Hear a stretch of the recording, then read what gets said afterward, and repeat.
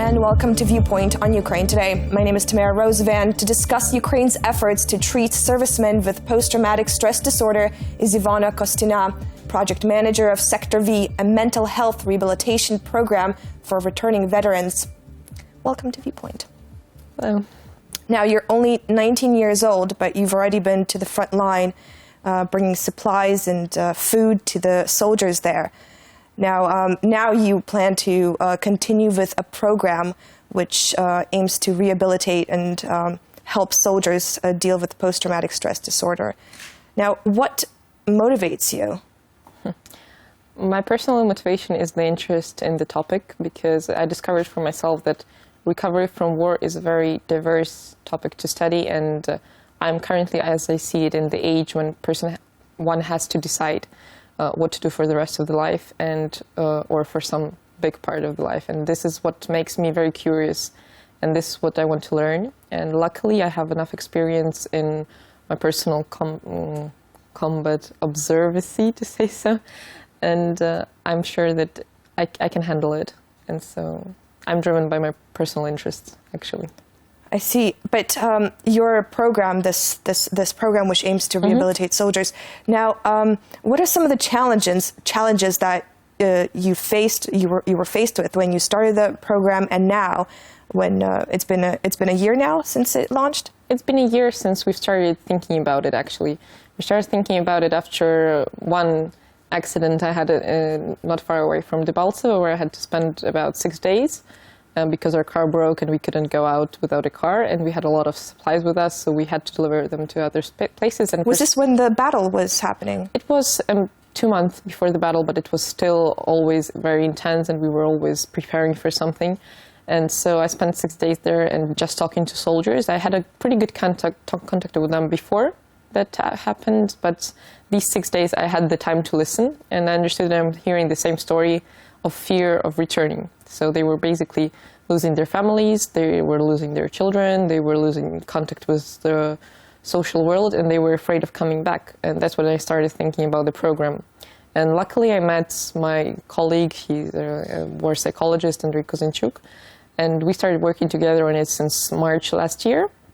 Until now, we've been studying the topic, we've been rewriting the project tons of times. And finally, now it's in the place where I know that it can be implemented, it's realistic, and we've been consulting with a lot of people abroad who are professionals in this field, and they say that this might work in Ukraine, because nobody actually knows what will actually work in Ukraine. Our situation is pretty different. Now, I understand that it's veterans helping veterans. Yes, and it's an equal-to-equal approach. I'm the vice chairman of Pobratym organization. Our project is part of the organization itself.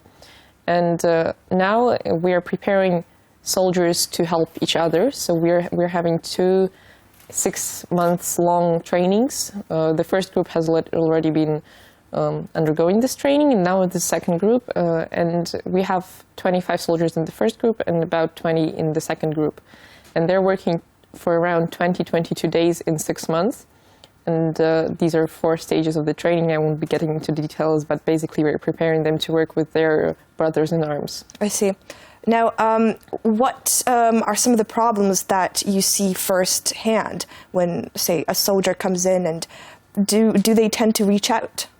Some of them do, but this is a very low percent, actually. These are basically the soldiers who heard something good, something qualified from their comrades, and now they can reach out. But mostly people come back, they have high expectations from the social life, but we have to all understand that a year away, a year in combat is quite a different place and quite a different state of mind for a person. A person changes greatly at war, and the society changes in 1 year, especially on the territory where there is war. And so soldiers coming back to a different society, and he's different, and he has to adapt. And sometimes it's pretty much hard. And it's hard to declare that I cannot adapt by myself. But we have to all understand that PTSD, acute stress reaction, and all the consequences of war that we see, they're not from war itself. They're basically from contact with social life. and with society itself. Because I understand there's a lot of stigma that surrounds soldiers who suffer from PTSD. And Vice News recently reported that counseling soldiers is particularly difficult because there's no support coming from the commanders. Now, Yes. how do you plan to kind of overcome this stigma and teach society more about this?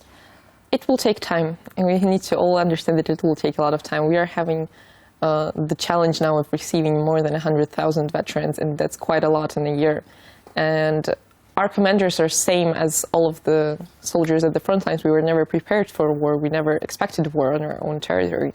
And so, as I know, in America, they've dealt with this problem, or tried to deal with it, by making commanders speak about their personal stories, their experience, and about the fact that they're actually declaring that they have consequences of war.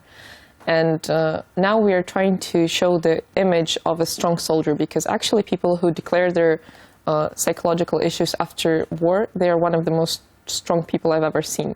And we need to see this in them. These are people who understand that they have issues, and they understand that this may be a resource for their further social life. And this may be a great inspiration for all the people around, and a great, resource for going on. And we want to show it. And with our media projects, we're trying to show this concrete image of a very strong person, because you can be weak with your problems inside of you, but when you face them, it's the biggest battle you'll have to handle in your life, probably. I see. Very interesting. Now, let's talk about some of the consequences of post-traumatic stress disorder.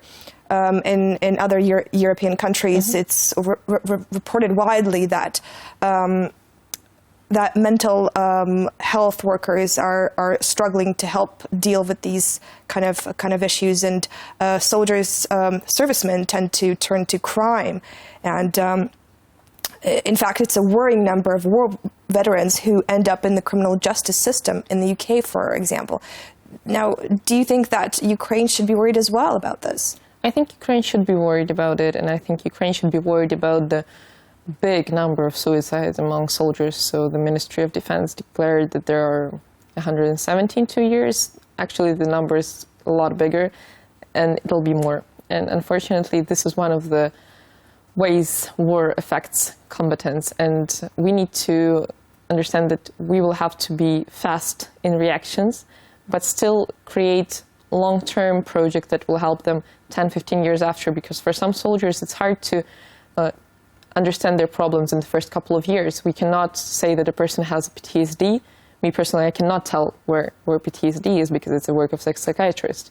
Not a psychologist, not a volunteer, not a social worker can actually state PTSD. It's a very Do you think that disease. Psychologists are stigmatized as well in Ukraine? I think a little bit.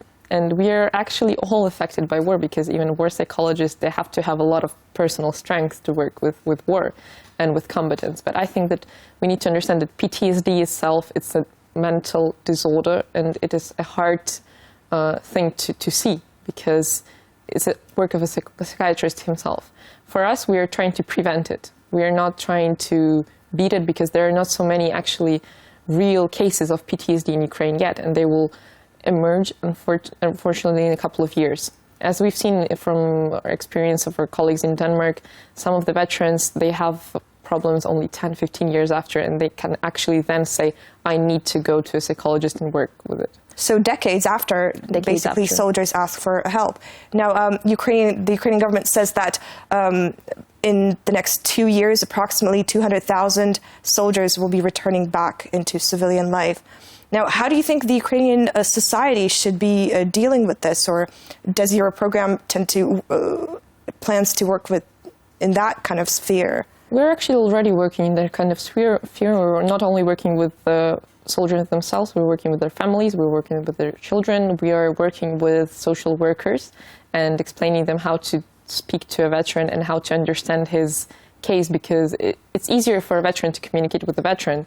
He has the same experience, but we are trying to explain to society what it is to be a returning soldier, because if a person doesn't understand it, one will be scared of a returning soldier, because it's a person who has seen death and who may have caused death it's a scary thing to do.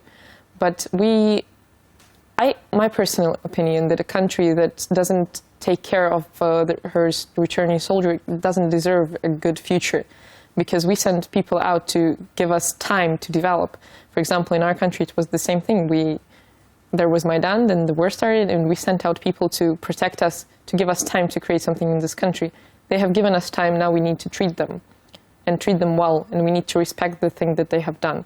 We may have different political views, but the respect to the person's choice to go out and stand for your country is a very big thing for soldiers. Very strong message. I wish you all the best of luck in the program. Thank you so much for coming in today. Thank you. This has been Ivona Kostyna, the project manager of Sector V, a mental health rehabilitation program for returning veterans. You've been watching Viewpoint on Ukraine Today.